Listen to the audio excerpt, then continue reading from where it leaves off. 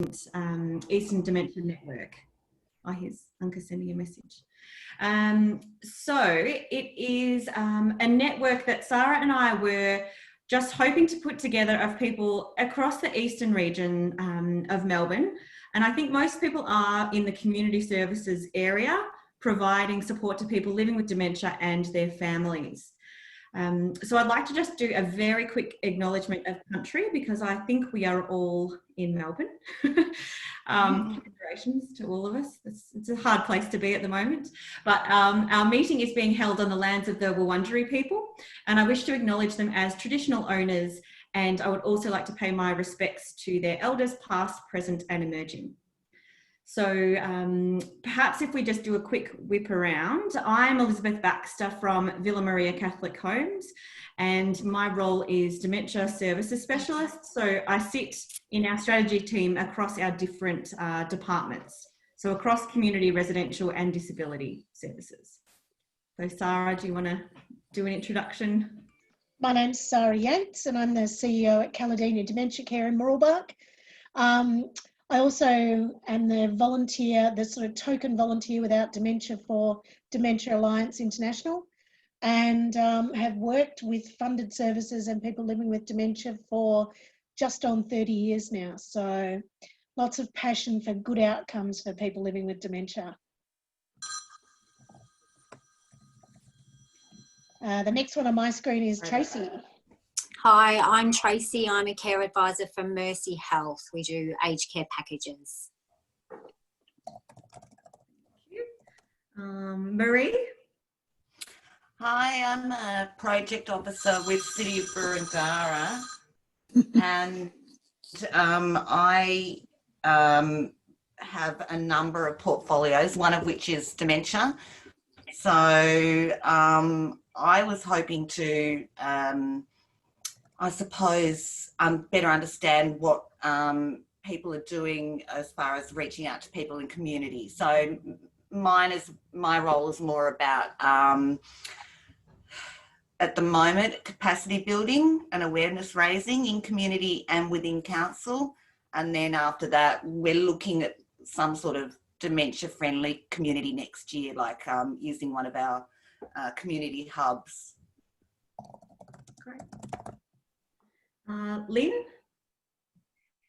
Yeah, hi, I'm Lynn from Villa Maria Catholic Homes. I coordinate two programs, one Carinha Respite for people with dementia and another one in Pakenham, which are both currently closed. So I'm part of a welfare team where we're trying to connect with our clients with in-home social support, and also trying to get up and running some online social support programs, which comes with many challenges, but we're working through them. Yes. Julia? Hi, I'm with Burundara as well, with the Regional Assessment Service. So always very interested in, I'm with the Eastern Dementia Network as well, although I didn't go to the last meeting, but always very interested in what is out there in terms of options for people, particularly at this time, but at any time really, for people to help both carers and those with dementia manage in the community. So, thank you. Anka? Hi, I'm Anka. I'm from Christian Home Care. We deliver home care packages and just trying to find better outcomes for people living with dementia. So, yeah. Thank you. And Faye? Hi, I'm Faye. Yes, I'm with Bascare, Burundara Age Services Society. Normally I am running the Dementia Specific Day program, and we have a fantastic younger onset Maranoa club ready to open, but unfortunately we got pipped on the post by COVID. So we're really, at the moment, I'm spending 2 days keeping contact with our clients. We're providing a little bit of in-home respite, and the rest of my staff are actually helping out in the residential facility in the lifestyle program, because it is and has been in lockdown since March. So they're helping out with a little bit of extra activity and companionship for everyone in there whilst they weren't seeing family, etc., apart from FaceTime and window visits. Yeah, so I'm actually working 3 days in the assisted memory unit over there, and the residential manager has given me fair rein to, you know, sort of train and change anything that I see would be helpful while I'm in there. So that's been a good experience and something different. But yeah, like everyone else, feeling a little bit adrift when your services are closed and you're not doing the job you're meant to be doing. Yes. And worrying about how stressed and lonely everyone is out there. Absolutely. And I guess, thank you everyone for the introductions. That leads me back to Sarah and I guess our initial conversation around what we want this knowledge network to be. And we're very much open to the network and the meetings being formed around suggestions or ideas, showcasing what people are finding in terms of what's working well, what they've learnt, what they're hearing from consumers or participants in terms of their needs. We don't really want it to be a service directory as such, which I think was a little bit confusing when we first raised the idea, because services are so changeable at the moment. And I think we have all adapted the way that we are delivering supports because we need to with COVID. And we initially talked about it as a COVID collaboration to just bring out and tease out some ideas from different providers that we could then be advocates for promoting to clients or participants or family members where we saw there was a need and the service was appropriate. So it's really just to get discussion happening and to promote better communication and advocacy, I guess, for our carers in what they're needing and wanting, and then trying to sort of collate our knowledge and resources and referral across different organisations to ensure that people's needs are met. So I guess we really are just wanting to invite interest from self-nominated people who are passionate about quality dementia care. Communication is really important. The more we talk, the more we understand, the more we know what's happening, the more we acknowledge what people needs, what their needs are. Sarah and I are very big, respectively, on person-centred care and adapting our services to meet people's needs rather than offering a stock standard service and expecting people to fit in with that. So there's a lot of innovation and creativity and flexibility that we want to draw out in this meeting, which we're hoping we will initially have fortnightly. Sarah, is that what we're posing? Yeah, that's what we were thinking. Yep. Mm-hmm. So we'll see how that goes. Yes, Marie?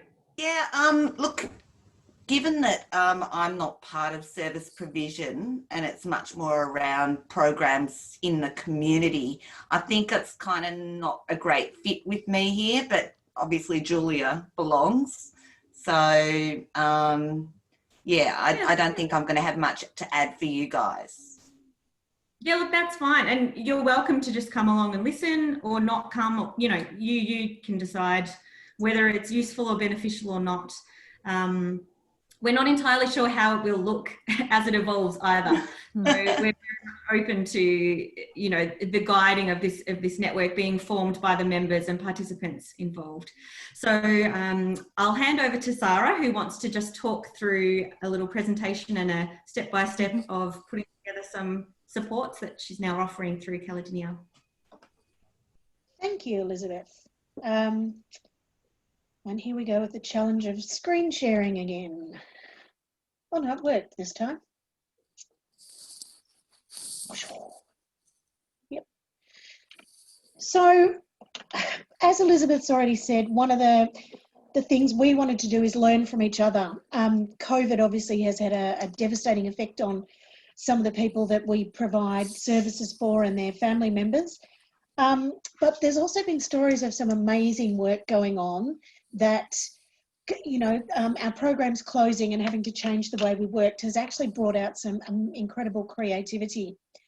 So to get the ball rolling, I wanted to talk about what we've been doing at Caledonia, and I'm sure across many other organisations, about activity packs and producing a quality and suitable person-centred activity pack for remote use for people living with dementia.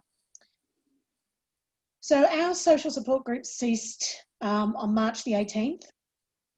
And we and a lot of the other social support groups I was in touch with immediately did two things. We rang around all our clients and carers to see what people needed to survive those early weeks. And we started to manufacture activity packs. In fact, it actually feels like every social support group had the same idea on just about the same day. It was a real challenge to social support groups, obviously. I mean, like I said, I've worked in the industry for nearly 30 years and have never, ever had to shut down a social support program for any reason. We're a small not-for-profit, so we had real challenges to start with. We didn't even own a copy of Adobe PDF Maker or anything. So we were starting very much from scratch with a photocopier and all the folders of resources that we'd collected actually in the office at Caledina. All our staff are experienced at leading programs, not necessarily at sitting at the computer and churning out beautiful quizzes, crosswords and activity packs. So it was a bit of a steep learning curve for people as they learned not only to use the internet for researching these things, but how to get them onto a piece of paper beautifully so they could be used in the community. So the first activity packs were sourced from the material at the centre, quickly photocopied and weren't individualised.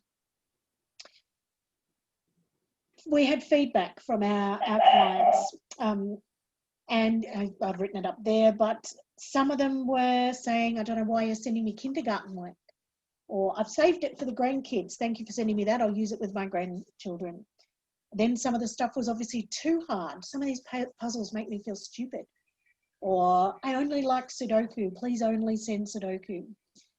Please send harder puzzles. So we quickly worked out that we had to individualise these activity packs to help them suit each person living with dementia, just like we individualise our programs when we're actually working face to face. So just as in the social support groups, the needs and abilities of people are all different, and those activity packs need to respond to the individual needs of the client. So we had a new challenge. How do we make activity packs that are attractive, adult, and individualised? And that, of course, took a lot more work than the generic ones we churned out in the first couple of weeks. We did an activity pack review after I think it was after we'd put out about 6 weeks in a row. So just like we review with our clients and their carers for a face-to-face program, we rang each client and spoke to their carer and themselves about what they liked about the activity packs, what they didn't like, was there anything else they'd like to see included. And it was a very open-ended chat, particularly we asked the staff who were on the phone to end with a chat about what that person liked and disliked in case there was something new that we found out that we could include in that person's activity pack. We ended up with a giant matrix, which was 4 pages of A3 and on the wall in the program office, and it said, so-and-so likes this, that and the other. So-and-so doesn't like movies. Well, you can see movie stars. Other people wanted other people wanted harder puzzles. Some people only wanted crosswords. So we started individualising those packs for the individual people.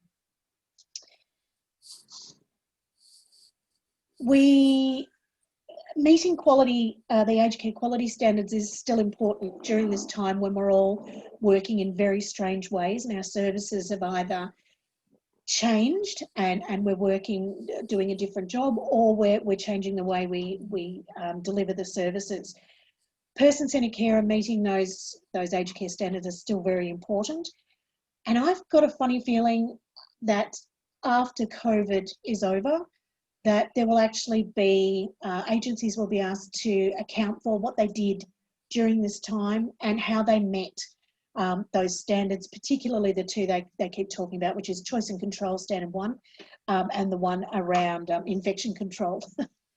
And just showing that you met those standards while we were operating remotely. So after the review and after a couple of staff meetings, we worked out that what activity packs needed to look like. We put out this information to the staff that outlined exactly what needed to go into an activity pack, and we were refining what sort of word puzzles, what sort of number puzzles, what sort of instructions needed to go with them, and how to put these packs together. And like I said, my staff, fabulous at working one-to-one with people, working in groups with people face-to-face, but they'd never put this type of stuff, these resources together before. So again, quite a learning curve for those people. One thing we've had to note with the activity packs is that puzzles and word games designed for children really look like they're designed for children. And a lot of the feedback we got in the beginning was, you know, like I said, why have you sent me the kindergarten pack? I'm giving it to my grandchildren. And there's just an example there about identify the sea animals. One of them looks quite adult and the other one looks very childish. We were very careful to choose on that same theme. All the word puzzles, all the word searches, that they looked grown up, they looked adult, they didn't look like they'd come from a grade 2 colouring book or a grade 2 worksheet. The puzzles had to be challenging so that they weren't too easy, but also not impossible to do, because that sets people up to fail. There's so much information around at the moment about mindfulness and art and colouring. And one of the first activity packs that a staff member brought to me had colouring page, but it was called colouring page, like on the left of the screen there. And it still had the watermarks on the bottom of the websites that the pictures had come from, and they were kids' websites, which you can see there. So we had this discussion around, no, it's art. There's a lot of talk about mindfulness in art, which is really appropriate for adults. And there's lots of, I keep saying adult, I mean for grown-ups, not adult. Lots of beautiful artwork out there that people with cognitive impairment can use and feel like they're actually doing a meaningful activity. We had to find a real balance. It's tricky, a balance between, like I said before, setting people up to fail with puzzles and activities that are too difficult, and condescending or demeaning them by making things too easy or too childlike. And it's a really tricky balance, and everybody as an individual sees that dividing line a little bit differently. So I'd say know your people and adapt the presentation or the style or the wording of your packs. We had some feedback. Somebody rang to apologise. He said, I can't do what you've asked me to do. I'm letting you down. I can't do these puzzles for you. And they obviously felt like we'd set them a task. So we changed the wording on the cover pages. And down there I put things like chewing gum for the mind, use it or lose it, mental agility, so that people felt they were doing, again, something meaningful and something adult and something that was perhaps going to assist them. During the time that the first lot of people signed up to receive activity packs, we continued to promote it at our carer support groups and with people we were speaking to. And people who didn't take us up on the offer at the beginning of COVID, sort of back in March, April, because maybe they thought it would go for 4 weeks, maybe they thought they didn't need it, are now signing on to receive these packs.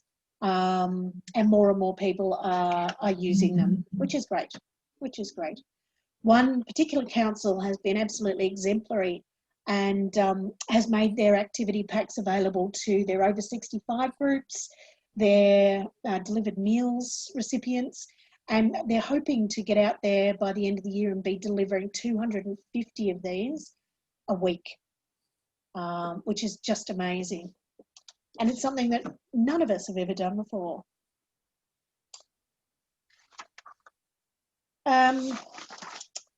The advent of the comedy pack there were quite a few people who gave us feedback that they didn't want to do the puzzles and stuff, but they really liked getting a pack from us. So staff invented the comedy pack, which there's no puzzles in. They just are full of memes, jokes. Some are a little bit rude, but that's okay. All our folk are adults. And just stuff to read through, laugh at, look at over and over if people are interested. So now we deliver a activity pack every week and a comedy pack every second week. The photocopier, I'll tell you, is nearly dead. The future of the activity pack. At Caledina, I know we'll continue to manufacture and deliver these. They've been a great resource when we couldn't see people face to face, but I see them being used when someone goes into respite. We could send them with a couple of packs. I see them being used if people are not well or if they can't come for whatever reason it might be. And it might be a good way to hook reluctant people in. If they're getting a regular delivery, we become familiar and then we invite them to come to club day down the track. And I'm sure there are heaps of applications where something like this could be used. Some social support groups are including a little craft activity.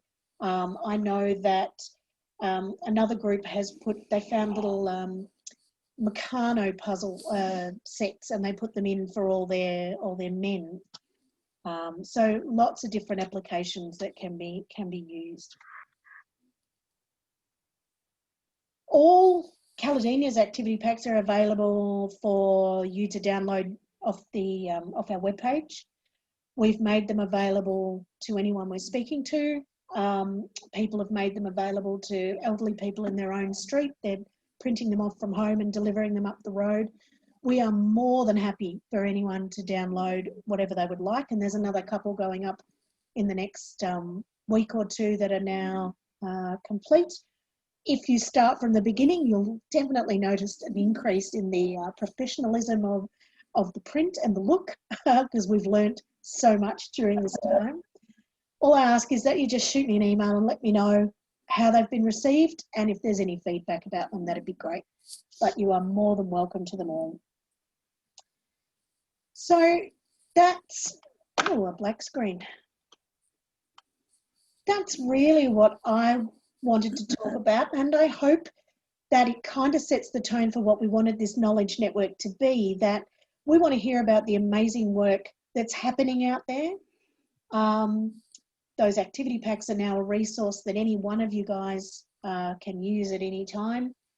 And I guess Elizabeth and I would really like to know what else is going on out there, what's really working, and what innovative ways that you guys have come up with to provide services to people with dementia. Did anyone have any questions? I'm more than happy to answer any. It's pretty straightforward. I was going to ask a lot of the people, are a lot of them living alone, or are they living with family, or is it pretty much a mix? Most of them are living with family, and most of those living with family are living with a spouse. We've got we've got 70 clients at the moment. I think 45 of them are receiving activity packs, and 2 of those live totally alone. Okay. Sarah? Yeah. Is it possible to have a copy of your presentation? Yes. Excellent. I'm thinking that our social support people could make use of it. Yeah, absolutely. Yeah. I was just wondering, Julia, from your comment, does anyone have experience of people living with dementia who are living alone, who might have unmet needs or who they have concerns about? I personally don't know, and I do worry about people who don't have that, live-in spousal support or child or neighbour or someone who's regularly checking in or advocating for that person. Has anyone got any understanding of any of those people living at home alone? And if there's a need there that we can try and tap into? We occasionally do have, but at the moment with our clients, we don't have anyone that's living alone, but occasionally we do. Yeah. I occasionally do. And personally, my mother has dementia and she's not living alone, but she's actually a carer for my dad. So she's actually got that double whammy of responsibility, which becomes, tricky when you've got your cognitive deficits as well. So, yeah, I'm just thinking of these things might be really good for her too, because she's quite worn out at times. I think her brain is definitely overloaded. Yes, that's a very good point. Something that Sarah and I have talked a lot about is how we engage with people, particularly carers who might not be able to step away from their caring role. So if they're caring for a person living with dementia and they're physically stuck in this, I mean, stuck's a terrible word, but if they're in the same house and they can't step away to attend a confidential carer support meeting or have that opportunity to vent or go and, have that private conversation even on the phone, perhaps.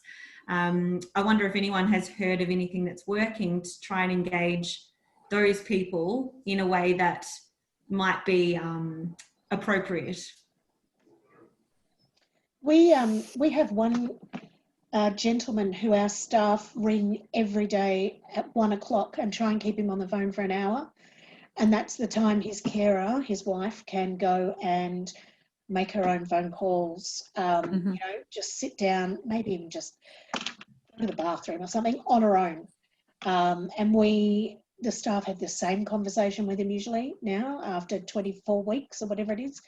But they keep him on the phone for an hour and people cheer each other on. They say, I spoke for an hour and 10 today. And it's pretty labour intensive because you've got a one-to-one staff member, but we're working differently at the moment. So I guess people could be referred to a social support group staff member for a phone call at a specific time if they needed to do something. Yeah. We're doing a lot of FaceTime, and I would have to say that overall, it is the carers that are struggling, not so much the clients. Yep. They're more or less happy enough to be at home.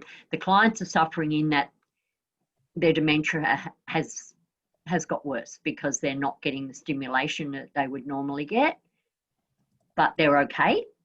But I'm finding that the carers are struggling, and I think it's been harder on them. Yeah, I agree. They don't have, they can't do the things that they would normally do with them. I can't go to the shops. I'm not supposed to go to the shops. I'm not supposed to go to the park. I'm not, everything is they're being told they're not allowed to do it. And yeah, they're going stir crazy in their four walls. So those little things like sit down in a coffee shop with their partner and have a coffee, but that's something that's, gives them a bit of a break, or it's different, but they're not even getting those little things. Yeah, I agree, Faye. I've got a couple, and the husband normally goes to Olivet twice a week and Carina once a week. So they have been calling the wife just to talk to her for that. Yeah, good. That support. Yeah. Yeah. Sometimes I do know. The conversation, like they'll often say at the end of it, oh, that was just, thank you so much. I just feel so much better having talked about it. Yes. Yeah. It seems some organisations are doing things differently, and I know I spoke to Access Health and Community about flexible respite the other day, and they're still doing in-home respite, and they're still taking people for a walk, that sort of thing. So, that's good that they're still able to do that. They're taking someone for a walk. They can't take someone shopping, but they can take someone for a walk. So I thought, well, that's great, because that's what we need. We're still doing in-home social support for clients, but a lot of them are a little bit reluctant too, because then it's someone coming into their home. So, as much as they want it, there's the flip side that, we shouldn't have people into the homes, and, we reinforce that we're using, all the PPE, and, they're doing, we're asking all the COVID questions and that. But so, there's a bit of a mix of some are wanting it, and some just aren't taking it up because they're scared to have someone in the home. They'd rather just kind of bunker down and do it themselves rather than put themselves at risk. So we found that as well. That, the carers are going from one house to another house. So that's what a few of my clients are concerned about with having people in. Yeah. We offered it to all our clients because our staff were prepared to go and do the respite in the home, but we only had a pick up of 4. So we've just got one staff member doing just purely that. Yes. Ray, would you mind if I asked you a question specific to people living with younger onset dementia? Because I know there's not many programs specifically targeted at that group. Have you found there are any different needs or concerns or any themed issues? They're largely surviving better for whatever reason. I don't know, but they are. No, look, their needs, the needs for younger onset are generational. You know, their needs in many ways are the same, but they have to be treated as their generation, not, you know, that's what I've found is the most, like we can't be having programs that we've been running for our older generation. They're just a different generation with different needs, different ideas of the world. So as long as I find, stick with the generation, and definitely they're much better at articulating what they would like. Hey, can I ask, as a program. Are they more digitally connected too? Yes, and physically generally fitter as well. Yeah, it's a whole different ball game, but in some ways it's similar, as long as you've got the generation right, pretty much. Yeah. And so is there anything that someone would like to either showcase or talk about maybe at our next meeting, or if they have any ideas around what's out there that's being done differently, or something that might have impressed you in terms of quality dementia support for people living in the community?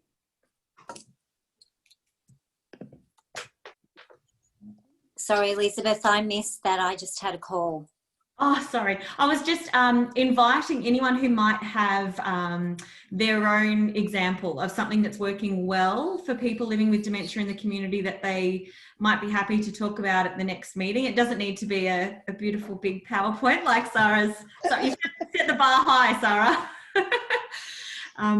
But if people can't think of anything, what sprung into my mind was I might be able to source a guest presenter to talk about mental health and dementia. So whether that's from the carer's perspective, it sounds like from what we've all said, you know, the family carer of a person living with dementia is likely to be under a fair amount of pressure and burnout. Particularly now that we've had this extension of the second wave of COVID, I think a lot of people are really feeling the strain. So would that be appealing if I can find Yeah, that'd be good. Yeah.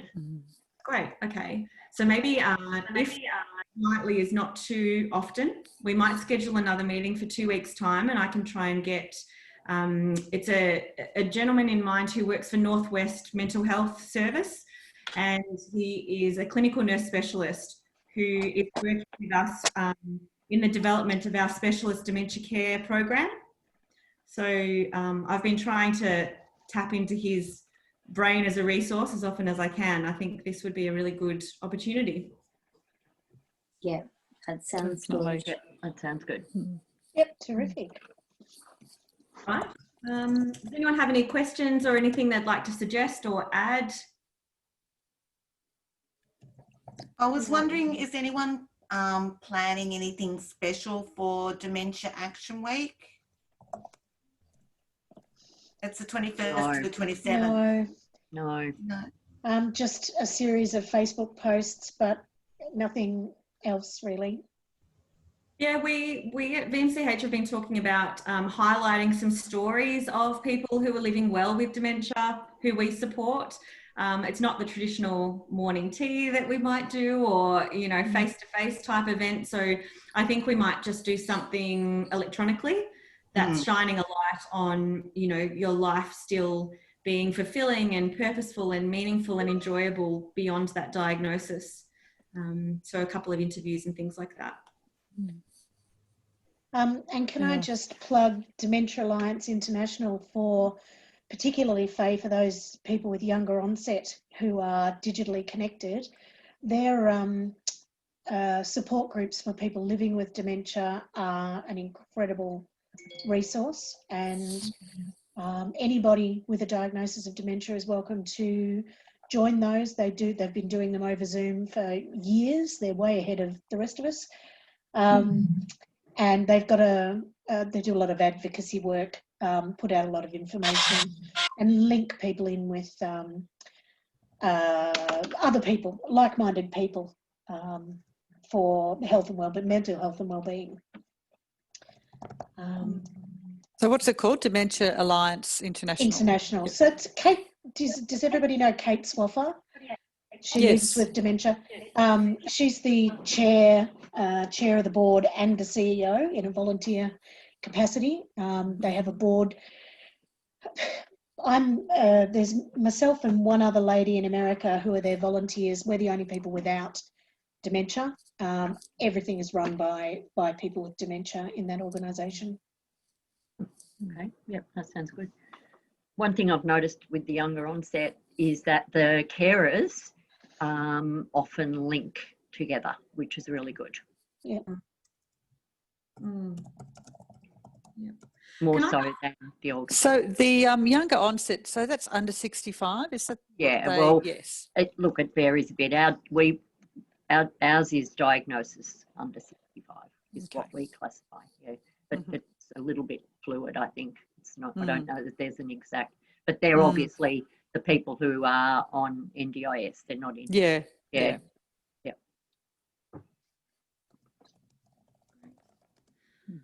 All right. Well, I think unless there was anything else, any other questions or suggestions or ideas, we might. I've got one quick suggestion. Sorry, I'm speaking a lot for someone who's not part of the group, really. So with social support with people who aren't digitally connected, they've been doing like phone conferencing and quizzes and stuff on the phone. So I'm just throwing that out there as maybe a way that those carers who aren't digitally connected might be in a group phone call rather than individual phone calls. Yeah, so we've been doing a bit of teleconferencing because they're not, you know, the meetings aren't working out so well on Zoom and things like that. Yeah. Yeah. And in line with that question, Faye, I was just wondering how your carers connect with each other, or if anyone knows of any, I don't know. We've got a carer support group, and we're still doing our monthly meeting by Zoom. Yeah. So successfully to a degree. And I was thinking, we nearly every week we nearly have someone who can't get on, but anyway, we're doing our best. I was wondering, I suppose more broadly, if there is anything out there that is carer-led, carer-run, that's connecting people across organisations, or if anyone's heard of any way. I know when I was working in our carer support team, if we had a person newly diagnosed with dementia and a family carer accessing carer support, there would often be a need for connecting them with someone else in a similar situation. And it's a bit messy when you're the service provider trying to obtain consent from someone who might already be overwhelmed. There's other carers who are very willing and wanting to give of their time and energy and take someone out for a now virtual coffee and talk about their reality and maybe provide some strategies. Maybe that's something that we could help promote or connect carers to develop their own way of with each other. I'm going to have to go, guys, because I have got a teleconference at 3:45. Thanks for coming, Faye. Thank you, Faye. No worries. It was very good, very informative. It was great. Okay. See you. Bye. Thanks. Bye. 2 weeks. Yes. All right, lovely. Well, maybe then we will wrap up as well. And Sarah, if you're happy to continue being the host, we might send a regular, recurring fortnightly invite. Yep. If people do think of anything, maybe you could email through, perhaps, are you happy for me to nominate you, Sarah? Yep. Seeing as you're the host, yep. any ideas, and then Sarah and I might be able to source a guest presenter, like I'm hoping to for the next meeting, or we could, you know, do some running around and legwork in the background to pull together any ideas you might have. So if you've got the thought, but you don't know where to find that information or who to connect with, still shoot the idea through and we can workshop it a little bit or brainstorm. Yep. How we can pull resources or invite additional people into this. So yeah, really everyone's welcome from my perspective. I think the more the merrier, and the more knowledge we can share, the more knowledge we all have. So yeah, great. All right. Okay. Thank you very much for coming, everyone. thank you, everybody. Thanks for that. Okay. Thanks. Bye. Bye. Bye-bye. Bye.